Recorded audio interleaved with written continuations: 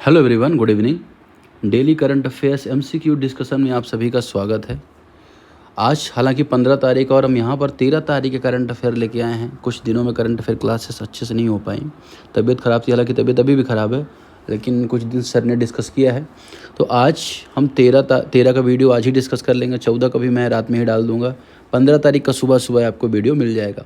तो आज वाला जो करंट अफेयर है बेसिकली कल आपको मिल जाएगा। ये सारे वीडियोस भी आप देख लें क्योंकि बहुत ही इंपॉर्टेंट टॉपिक इसमें चर्चा में थे। जैसे जो पहला टॉपिक है, अगर आप देखोगे वो किसको लेके है, आप कई बार सुनते होंगे कि जो नेशनल स्टैटिस्टिकल जो ऑफिस एनएसओ है वो बहुत सारी रिपोर्ट्स निकालता है। तो उनमें से एक रिपोर्ट है, इसे पीएलएफएस कहा जाता है, पीरियोडिक लेबर फोर्स सर्वे। क्या कहा जाता है? Periodic labour force survey. अभी जो पीरियोडिक लेबर फोर्स सर्वे होता है, इसका पर्पज़ क्या होता है कि लेबर फोर्स की जो पार्टिसिपेशन है ना, उसको यहाँ पे मेजर किया जाता है पीरियोडिक लेबर फोर्स सर्वे के माध्यम से। ठीक, अभी ये पता चला है कि 2022 के कंपेयर में जो वर्कर्स पॉपुलेशन रेशियो है और वुमेन जो लेबर पार्टिसिपेशन है, दोनों का दोनों यहाँ पे अभी बढ़ा है। ठीक है। अब अगर हम बात करें किसके बारे में, थोड़ा सा देख लेते हैं पीएलएफएस के बारे में। जो पीएलएफएस है इसको कब शुरू किया गया था, ये इंपॉर्टेंट पहला क्वेश्चन बन जाता है। तो इसकी शुरुआत हुई थी 2017 में। पहली बार 2017 में पीएलएफएस का सर्वे हुआ और पहली बार डाटा जारी किया गया। किस चीज़ का डाटा जारी किया गया? एलएफपीआर का। एलएफपीआर मतलब क्या होता है? Labour force participation rate. LFPR में ऐसे लोग आते हैं जो या तो काम कर रहे हैं या तो काम की तलाश में है। तो दोनों लोग लेबर फोर्स पार्टिसिपेशन रेशियो में माने जाते हैं, लेबर फोर्स में माने जाते हैं। ठीक है, तो ये तो बात हो जाएगी एलएफपीआर के बारे में। ठीक है। अब अगर हम बात करें किसके बारे में, वर्कर पॉपुलेशन रेशियो, यह भी ये जारी करता है, वर्कर्स पॉपुलेशन रेशियो, है ना। तो जो टोटल एम्प्लॉयमेंट, जैसे मान के चलिए टोटल जो पॉपुलेशन है अब उसमें जैसे टोटल पॉपुलेशन 1000 है, 100 लोग ही काम कर रहे हैं, तो 10% वर्कर पॉपुलेशन रेशियो आ गया। तो ये वर्कर पॉपुलेशन रेशियो होता है। ठीक है। अब अगर हम बात करें एलएफपीआर कैसे काउंट किया जाता है, तो यहाँ पे मैं बता देता हूँ आपको। एलएफपीआर काउंट किया जाता है, उसमें लेबर फोर्स जो होती है ना, लेबर फोर्स हो गया, लेबर फोर्स के नीचे जो वर्किंग एज ग्रुप होता है, वर्किंग एज पॉपुलेशन जो होती है, इनटू 100, ये काउंट करने से कौन आ जाता है? ये काउंट करने से लेबर फोर्स पार्टिसिपेशन रेशियो आ जाता है।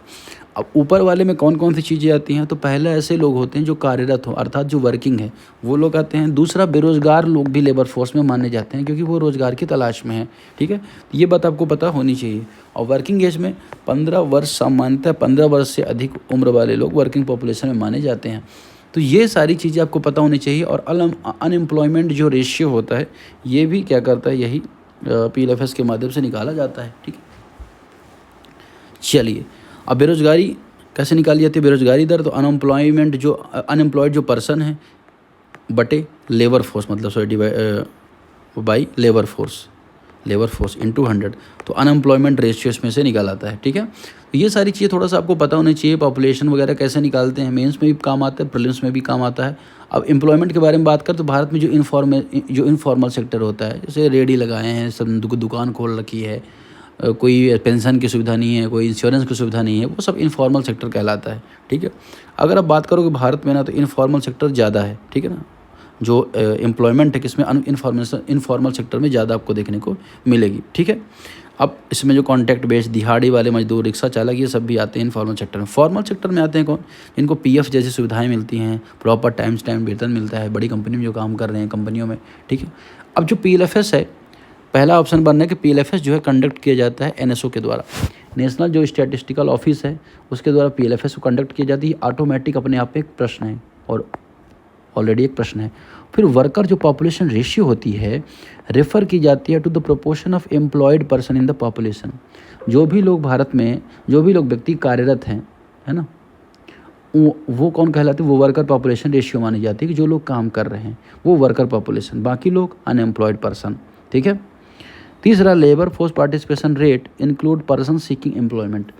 अब देखिए, आपसे पूछा जाए ना कि आप अगर कहीं पे, आप अगर रोज़गार की तलाश कर रहे हैं तो आप बेरोज़गार माने जाएंगे अगर रोज़गार नहीं मिला। लेकिन अगर आप तलाश ही नहीं कर रहे हैं, घर में बैठे हैं, तो वो डाटा के अकॉर्डिंग आप बेरोज़गार नहीं माने जाएंगे। तो आप रोज़गार की तलाश भी करें तभी आप बेरोज़गार माने जाएंगे। ठीक है, तो रोज़गार खोजने वाले व्यक्ति भी इसमें शामिल होते हैं। ये जो चौथा ऑप्शन है वो इनकरेक्ट है। इंडिया के पास इनफॉर्मल सेक्टर, इनफॉर्मल एम्प्लॉयमेंट नहीं है, ये तो ऑप्शन ही इनकरेक्ट है। 1 2 3 ही ऑप्शन यहाँ पे करेक्ट हो जाएगा। ठीक है, चलिए आगे बढ़ते हैं। अभी क्या हुआ है, काजीरंगा नेशनल पार्क कहाँ पे है? असम में है, ठीक है ना, कहाँ पे है, असम में। असम के जितने भी नेशनल पार्क हैं वो भी इम्पोर्टेंट हो जाते हैं, ये भी आपको पता होना चाहिए। अब यहाँ पर क्या हो रहा था, इलीगल एक्टिविटीज़ हो रही थी। इलीगल एक्टिविटी मतलब माइनिंग वगैरह की एक्टिविटी हो रही थी, इलीगल कंस्ट्रक्शन हो रहा था, इस वजह से याचिका सुप्रीम कोर्ट में आई। तो असम के जो एरियाज़ हैं, जैसे ये अगर आपने ये नॉर्थ ईस्ट का मैप देख रखा है, ठीक है ना, इसमें ये अरुणाचल हो गया ऊपर वाला पार्ट, ये वाला जो पार्ट हो जाता है वो किस में माना जाता है, असम में माना जाता है। अब असम में अगर आप बात करोगे ना तो कुछ इंपॉर्टेंट वाइल्ड लाइफ साइट्स हैं, जिसमें से एक इंपॉर्टेंट कौन सी है, काजीरंगा है। कौन सी है, काजीरंगा है, ठीक है ना। दूसरी इंपॉर्टेंट साइट कौन सी है, मानस है, मानस है। अब ये दोनों की खासियत क्या है, ये दोनों वर्ल्ड हेरिटेज साइट हैं, काजीरंगा भी वर्ल्ड हेरिटेज साइट है और मानस भी वर्ल्ड हेरिटेज साइट है। अब मानस जो है ना प्रोजेक्ट टाइगर का ही पार्ट माना जाता है, प्रोजेक्ट टाइगर का ही पार्ट है, बायोस्फीयर रिजर्व भी है, ठीक है। इसके अलावा और कौन से, नामेरी है, नामेरी नेशनल पार्क यहीं पर है। Orang national park, Orang national park Assam में है, ठीक है ना, जिसे मिनी काजीरंगा कहा जाता है। डिब्रू शिखोवा नेशनल पार्क कहाँ पे है, असम में है, ठीक है ना। और देहिंग पटकई, कौन सा, देहिंग पटकई, 1 2 3 4 5 6 नेशनल पार्क आपको कहाँ पे देखने को मिलेगी, असम में देखने को मिलेगी। सॉरी 7 एक और है, Raimona, Raimona national park latest national park है, 2021 में बना है, तो ये नेशनल पार्क आपको देखने को मिलेगा, ठीक है। चलिए, तो अब इनमें असम की खासियत क्या है कि वहाँ पर एक जीव पाया जाता है, बहुत इंपॉर्टेंट है, उसे वन हॉर्न राइनो कहा जाता है, वन हॉर्न राइनो या एक सींग वाला गेंडा उसे कहा जाता है। एक सींग वाला जो गेंडा है ना, उसकी खासियत क्या है, पहली बात ये कि आपको ये पता होना चाहिए कि IUCN में किस में आता है वो, तो वन हॉर्न राइनो वल्नरेबल में आता है, वल्नरेबल में आता है। फिर बंगाल टाइगर जो है ये भी यहाँ पे आपको देखने को मिलेगा, तो बंगाल टाइगर आपको इंडेंजर्ड में देखने को मिलेगा। हाथी है वह भी इंडेंजर्ड देखने को मिलेगा, जिसे एशियन एलिफेंट कहा जाता है। फिर वाइल्ड जो बफेलो है वह भी इंडेंजर्ड में देखने को मिलेगी। सब जीव जंतुओं का IUCN स्टेटस आप लिख लेना, ठीक है। स्टेटमेंट आप देख लो यहाँ पर, स्टेटमेंट क्या कह रहा है, स्टेटमेंट ये कह रहा है Kaziranga national park located in Assam, Kaziranga national park Assam में है। फिर ये यूनेस्को हेरिटेज साइट है। फिर वाइल्ड लाइफ कॉरिडोर के लिए इसकी हेल्प ली जाती है, ये भी करेक्ट है, तो 3 के तीनों ही करेक्ट है। एशियाटिक लायन यहाँ पे पाई जाती है, ये ऑप्शन इनकरेक्ट है। एशियाटिक लायन कहाँ पे पाई जाती है, गुजरात में पाए जाते हैं, गिर में पाए जाते हैं, गिर के आसपास वाले जो वाइल्ड लाइफ सेंचुरी वहाँ पे पाए जाते हैं, ठीक है। तो यहाँ पे एशियाटिक लायन नहीं पाए जाते, तो 1 2 3 ऑप्शन यहाँ पे आपका करेक्ट हो जाएगा, ठीक है। As per I know 1 2 3 will be the right answer, ठीक है। अब अगला टॉपिक या अगला क्वेश्चन किसके संबंध में है, तो वो है वाइब्रेंट विलेज प्रोग्राम के संबंध में। नेशनल क्विज आयोजित किया गया है, लॉन्च किया गया है क्या, national quiz NQ vibrant village programme के संबंध में। अब वाइब्रेंट विलेज प्रोग्राम है क्या, किसने लॉन्च किया ये national quiz, youth ministry of जो यूथ अफेयर्स है, UM कार्य मंत्रालय है, खेल मंत्रालय, इन्होंने इसे लॉन्च किया है, ठीक है ना, विकसित वाइब्रेंट विलेज प्रोग्राम के अंतर्गत, ठीक है। चलो अब मैं आपको बताता हूँ कि भाई वाइब्रेंट विलेज प्रोग्राम क्या है। बॉर्डर एरिया डेवलपमेंट के लिए इस प्रोग्राम की शुरुआत की गई थी, कब, 2023 में, 2023 में शुरू किया गया था। बॉर्डर एरियाज़ के डेवलपमेंट के लिए इंफ्रास्ट्रक्चर डेवलप करना हो, टूरिज्म डेवलप करना हो, लाइवलीहुड या आजीविका बेहतर करनी हो, माइग्रेशन रोकना हो, ये सब काम के लिए इस प्रोग्राम की शुरुआत की गई थी। और ये एक तरह का सेंट्रल स्पॉन्सर्ड स्कीम है, केंद्र प्रायोजित योजना है, जिसमें अगर आप देखोगे 60:40, 90:20 इस टाइप का जो रेशियो होता है केंद्र प्रायोजित योजना में होता है, 100 का भी होता है, ठीक है। तो ये जो प्रोग्राम है ये किसके लिए लॉन्च किया गया था, तो border areas along the India's northern frontier, उत्तर में जो भी राज्य जाते हैं, चाहे जम्मू कश्मीर के लिए बात करें, लद्दाख के बारे में बात करें, हिमाचल प्रदेश है, उत्तराखंड है, सिक्किम है, अरुणाचल प्रदेश है, तो इनके संबंध में इस एरिया को इसको लॉन्च किया गया था, ठीक है। इसका सही आंसर बहुत ऑब्वियस है ना, C आंसर इसका करेक्ट हो जाएगा, ठीक है। चलिए आगे बढ़ते हैं, बिना किसी देरी के टू द पॉइंट बात करनी चाहिए, क्या करंट अफेयर में मैं बहुत ज़्यादा आपको घुमाऊँ फिराऊँ, ये सब वो सब बातें बताऊँ।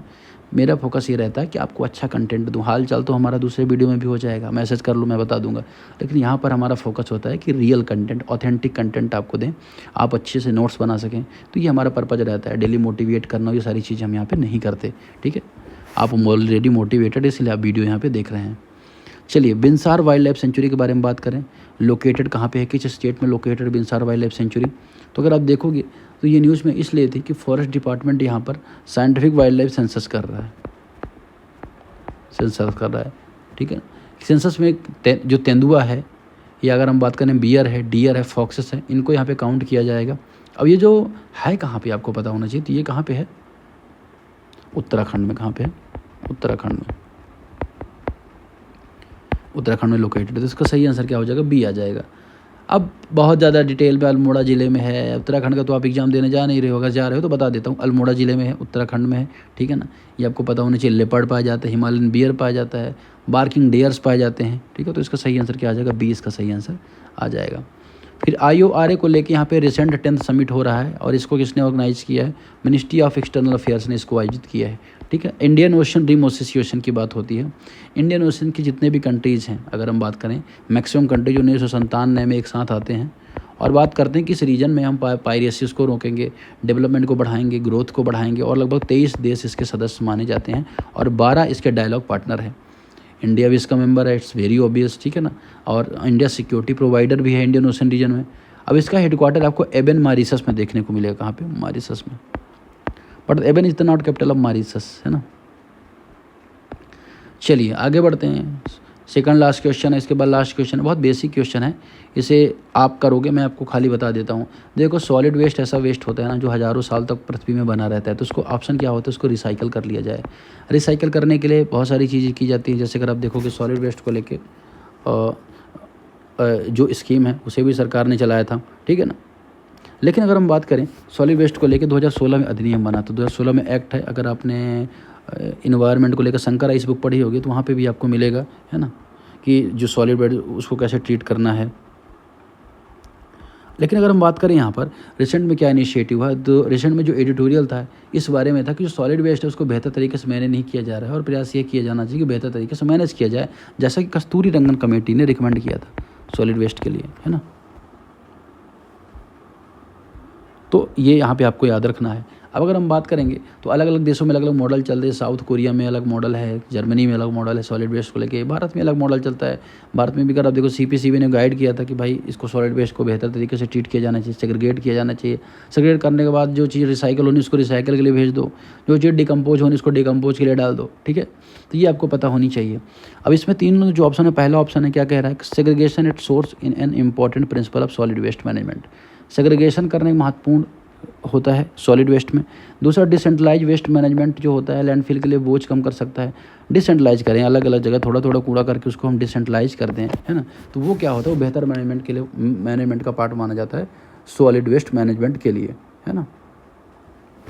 तीसरा है इनफॉर्मल जो waste workers play no role in urban waste management, ठीक है। इनफॉर्मल अगर हम बात करें, अनौपचारिक जो वेस्ट होता है शहरी अपशिष्ट पुनर्चक्रण की भूमिका नहीं निभाते, ठीक है। अब सॉलिड को कलेक्ट किया जाता है, फिर सेग्रीगेट किया जाता है, रिसाइकल किया जाता है, ट्रीटमेंट किया जाता है, फिर इसको डिस्पोज किया जाता है। ये सारी चीज़ें सॉलिड वेस्ट मैनेजमेंट के रूल में होती हैं। सही आंसर इसका 1 2 ही आएगा, ठीक है ना। 3 ऑप्शन जो है इसका इनकरेक्ट माना जाएगा।